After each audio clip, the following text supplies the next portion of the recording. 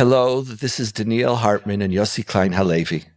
And this is the Shalom Hartman Institute's podcast, For Heaven's Sake, our special edition, Israel at War. And today is day 47.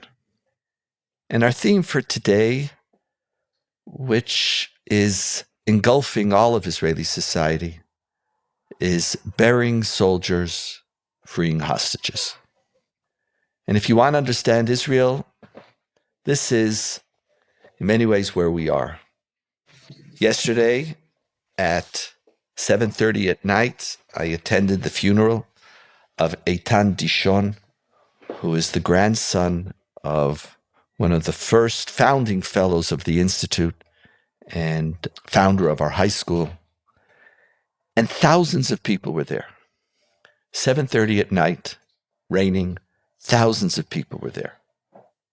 Whoever saves one life, it's as if you've saved a whole world, and whoever takes one life, it's as if you've destroyed a whole world. And I don't want to count, but B'li Ayin Hara, our worst nightmares haven't materialized. But every funeral is attended by thousands. And Israeli society as a whole is involved in burying our soldiers, in sitting Shiva, in visiting Shiva houses. I don't know how many funerals and Shivas I've already gone to, and everybody is the same. People go to funerals that they don't even know. For Eitan Dishon's funeral, I had a driver taking me, and he was in the car, and the funeral was about an hour and a half, an hour and 45 minutes. And as I'm walking out, he's there. He doesn't know, never met David Dishon or Gila Dishon, who worked at the Institute. The grandparents didn't know the family, but he just knew there was a funeral. He comes. This experience of burying our soldiers has become a very dominant societal shaping experience. And Yossi and I, we wanted to talk about it today a little bit. What does it mean? What are we seeing, and what is this doing? And Yossi, everybody, between Shivas and funerals, this phenomena of burying our soldiers, what does it mean to you? And what do you think it means to Israeli society? Look, we've all been to funerals of soldiers over the years with different wars. This feels a little bit different. And it feels different for a reason that we had previously discussed, you and I, in that October 7th changed the emotional and psychological ground rules, where it's not that it's any less of a tragedy for parents and grandparents to be burying children, but there's something that happened on October 7th where hundreds of Israelis were murdered in a condition of helplessness that lessens the tragic impact of a Jewish soldier dying in defense of the country, in defense of the Jewish people.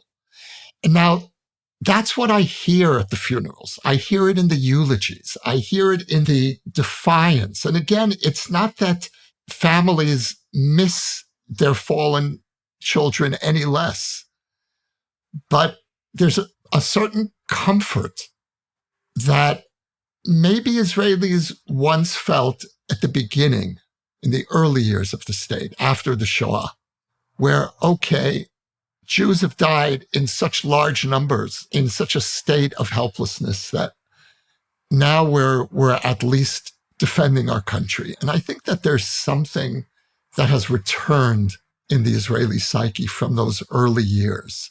It's also something that we've talked about as well, Donniel, which is this, what Israelis used to call ein brera. There's no choice. And the expression ein brera really went out of fashion. And it went out of fashion after the Yom Kippur War, when we started to think, well, maybe we did have a choice. And then Sadat comes to Jerusalem, and now we see, well, maybe we don't always have to live by our sword. October 7th has brought us back to a primal Israeli state of no alternative. And I think these are the factors that are playing in. I really appreciate that. You use the word lessening the tragedy. That's not what I experienced. And I know you wouldn't belittling the No, tragedy. not the personal tragedy, but that Right. But it somehow wasn't even for me. Let me frame it. And it's not arguing, but it's a different experience. I find these funerals emotionally exhausting, filled with tragedy, filled with mourning, mourning, raw, not just parents, but soldiers and military. Like it's all nothing. This is not a formal. soldiers openly weeping and hugging It's and just kissing and each other. talking about Yeah. it and Yeah. they're so this burying soldiers and the Shiva, which I would say there's almost not a family in Israel which hasn't participated in this at least once. Yeah. And we all know there was this beautiful young boy, a family who made Aliyah, and they say, we're new here. Could people please come? And it creates a huge traffic jam and they shut it down because 30,000 people get up and show up. And this is not please come 3 days from now. In 2 hours, he's being buried and come.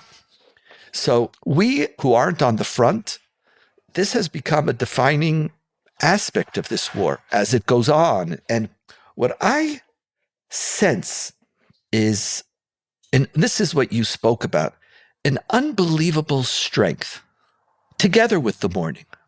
It's like we're combining two experiences.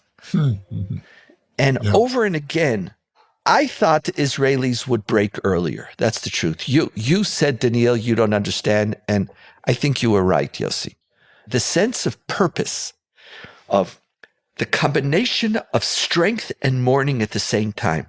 Now, that's even more exhausting because you could be strong and don't mourn. Which was the model in the early years of the state. You certainly don't mourn visibly. But here, it's like, Yeah. it's like you're strong and you're mourning, two things that are called upon.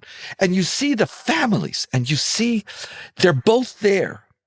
You also see It's an emotional contradiction. Yes, it is. Yeah. And it's exhausting. Yeah. It's like after I had a Shiva visit today it's just an emotionally exhausting experience. Like just even watching the family speak about their son, speak about, the mother was saying how when she said goodbye to her son, because she drove him back down to Gaza, just on Thursday, he died, I think, Sunday night. She said, he's okay. She saw him meet his fellow soldiers, and they weren't militaristic. It wasn't bravado. There was just purpose. There was shared purpose. Now, that shared purpose, the family shared with us today, it didn't create this emotional shutdownness. This soldier, he came home for 24 hours leave, and before he came, they shared, he asked to speak to an army psychologist before he came home. There's things that he saw and did, and he wanted to talk to somebody. And the army psychologist listened to him and said, the boy's name is Eitan, which in English means strength. And he said, you're Eitan, you're strong. I hear you. When you go home, I don't want you sharing this with anybody. So it's not that the soldiers are this gung-ho, waiting to die for the country. Not at all. But there's a deep sense of purpose, which creates strength, and strength in the family with the mourning together. And just even watching it is emotionally exhausting. The other part that you see as you see these thousands of people, and again, our audience outside of Israel, this is standing outside for an hour and a half, no seats, in the rain, thousands of people. The funeral is an immensely private family experience. The army doesn't control the ceremony at all. They have nothing to say about it. The family, they have the chazan, the cantor leads the casket, and then the family decides. This family had 12 speeches. It was every single person who loved him and who he loved.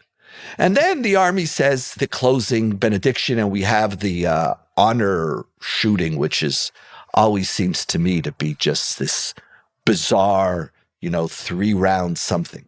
We are watching the family's story, and it's theirs. And at the same time, while we're there, this is a national communal event. It's not just, you need a minyan to bury someone. Like a minyan, it's a community. It's both family and national, not even communal, national. Donniel, it's interesting. What I'm about to say is not conscious in anybody's mind, but I think that it's playing out. And that is, in this last year, we came close to a kind of emotional civil war.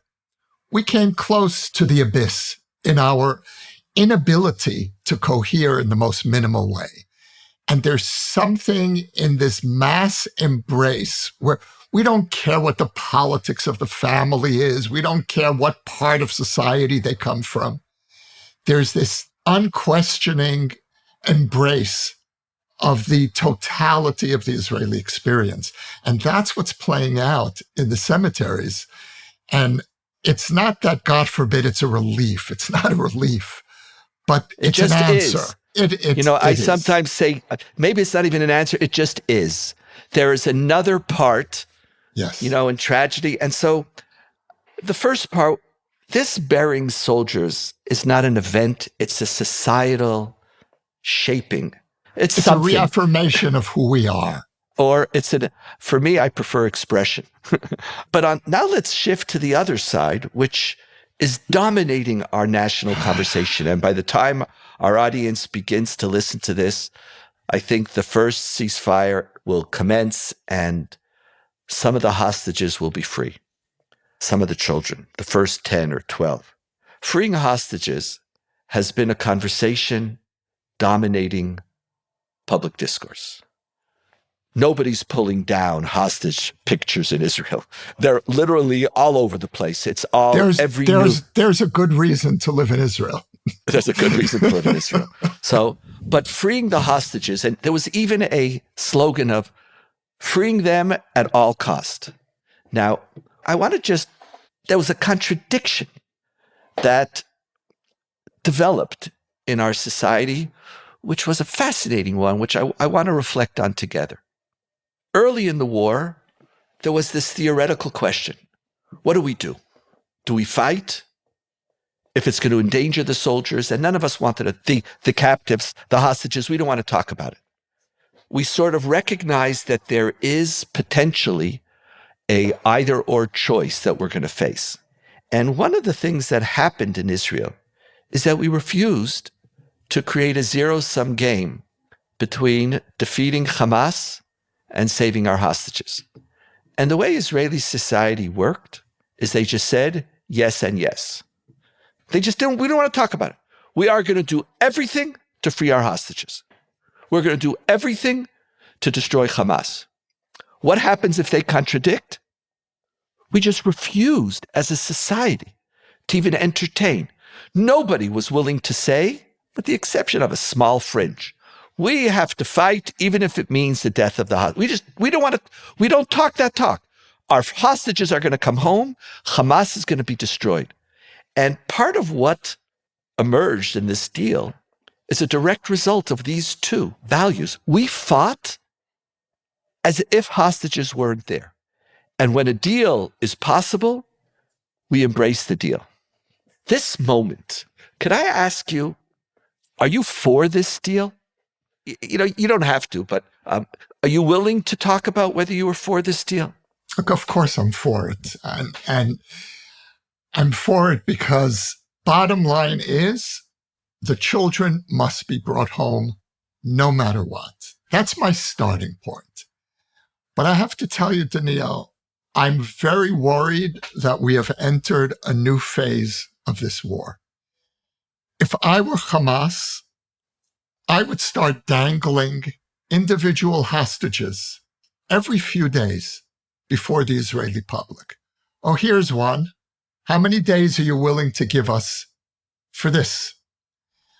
Hamas's goal is to stop the war. And Hamas will still have almost 200 of our most precious commodity.